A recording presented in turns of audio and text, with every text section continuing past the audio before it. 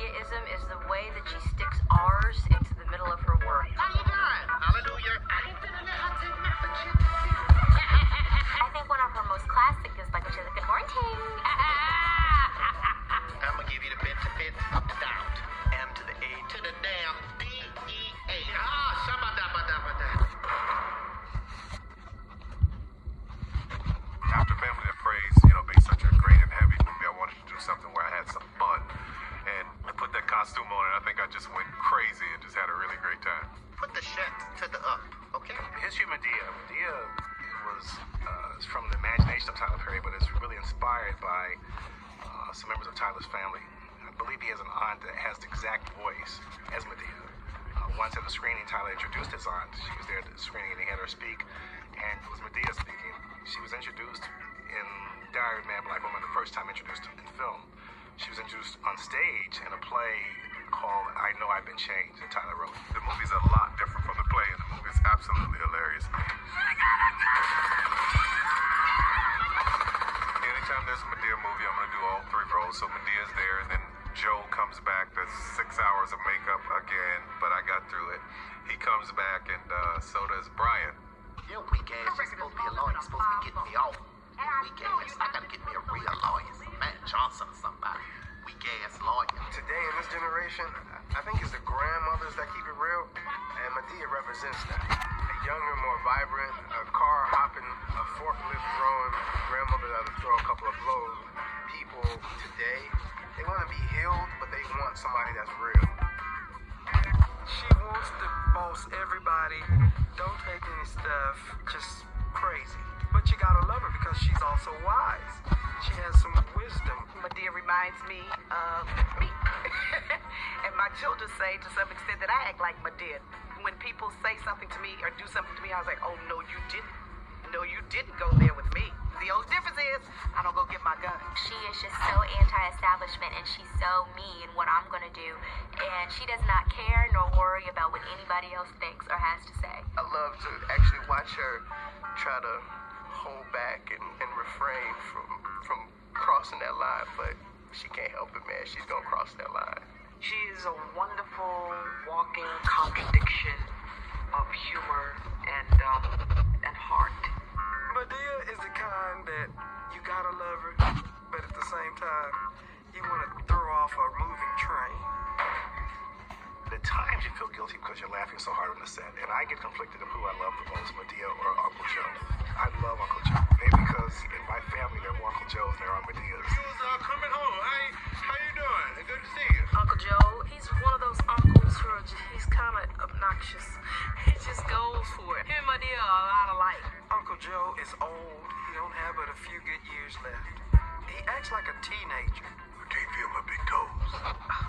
Thank you. He just brings an energy to the set that's like, oh God, won't this guy die already?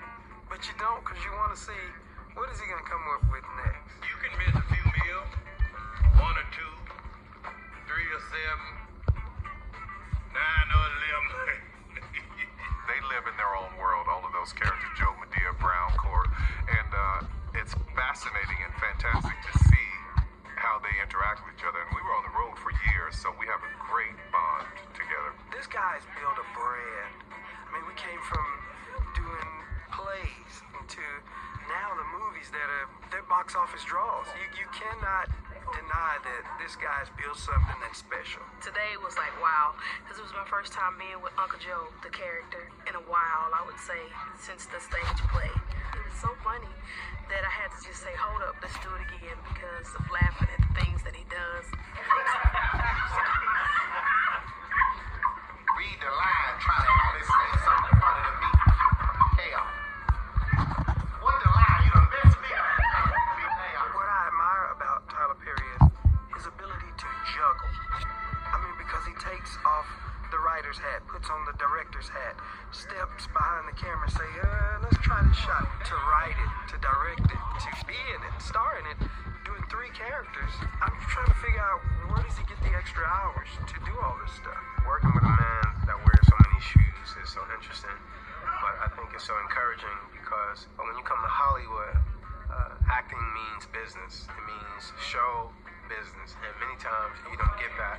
And it's just very impressive to see someone meshing two together and handling the pressure because it encouraged you to take your goal to another level. I got to sit down without any makeup or anything and watch him jump in and out of each character at a table as we read the script. And I knew then, I was like, wow. It was just bananas to watch. And it's just amazing just to, the sheer talent to be able to pull off. What I admire about Tyler Perry is his story, his journey. I mean, this is a man who was homeless and he was incarcerated, and God showed him a vision for his life. It's really inspiring to see someone who has created something of their own. They've created their own work, their own source of work, and Hollywood has recognized it. And I believe he just went out and just fought against all odds to really make this happen. It's like once he did get his foot halfway in the door, he just went on and kicked the door open. It inspires you to go ahead and reach your goals and not take no for an answer. You can always tell when I want to have fun. Because when I'm acting, I just go all out. And in this role, I just went all out. This here is good for you. It's good for you. It came straight down from heaven. God sent it down and he sent Viagra, he sent this, and he sent that oxygen, and you put them all together, you'll take a woman to heaven and back. Thank you. I waited a long time to see Madea back on the screen. It was worth the wait. As long as people want to see it again, I'm devoted to the fans. If they want to see it, I'll do it. Hell to the yeah.